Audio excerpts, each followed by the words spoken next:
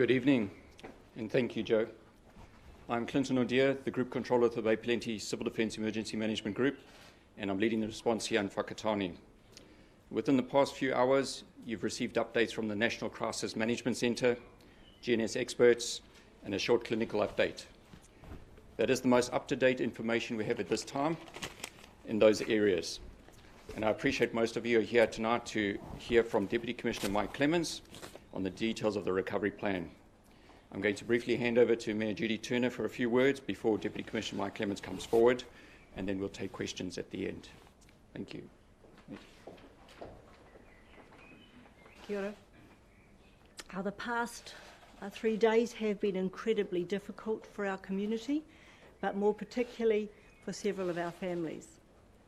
Both the families and the community have been asking for action, and it is pleasing to hear that there is the development of a plan to retrieve bodies from Whakaari, White Island. We are waiting with hope for an outcome that sees families reunited. To those who are going to undertake this recovery, we wish you all the best, and we will be praying for you. And I would like to now hand over to Mike for the details.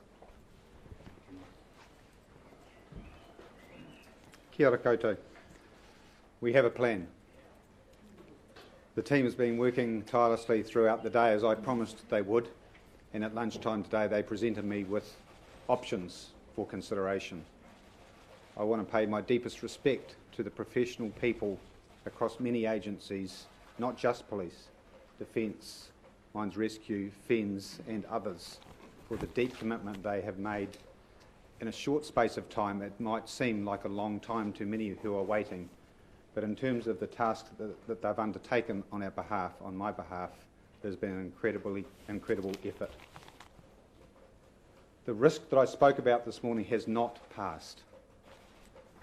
You heard this morning about my concerns about the activity with regard to the volcano and what that meant for the development of any plan.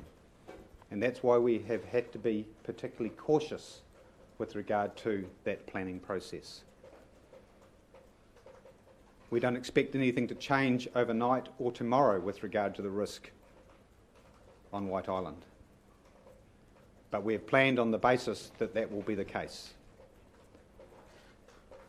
It won't be lost on you that a C-130 Hercules aircraft landed at Whakatane Airport this afternoon. It brought with it specialist people and equipment so that we have the right capability on the ground to undertake this task, given that risk that I talked to you about. Not everyone in New Zealand Police, or indeed New Zealand Defence or those other agencies that I spoke about, has the skills necessary. These are very specialist skills, and the people who are going to be protected by the equipment they wear tomorrow are few and far between. And so we have spent considerable time making sure that we had the right people with the right skills and the right equipment here this evening so that we can move tomorrow.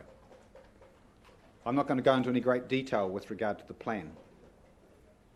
I want to thank you for your patience. I want to thank this community. I want to thank whānau for their patience. And I'm very confident that they understand the reason why it has taken time. There is not a zero risk with regard to this plan. It does come with risk. And our job has been to very carefully consider the implications of that risk as we've gone about the planning process. There have been many conversations with many high-level leaders across the organisations, because at the end of the day, the buck stops at the top. So shortly after first light tomorrow, NZDF assets, people and capability will deploy to the island, assisted by specialist capabilities from across other agencies, including New Zealand Police. They will go onto the island and they will make every effort to recover all of the bodies from the island and return them to the Wellington. And from there, we will move those bodies back to the mainland. I have to emphasise that the risk has not gone. The risk remains present. And you heard the GNS expert Nico this morning talk about what that means in reality, what the mountain is doing, what the volcano is doing in terms of all of the indicators.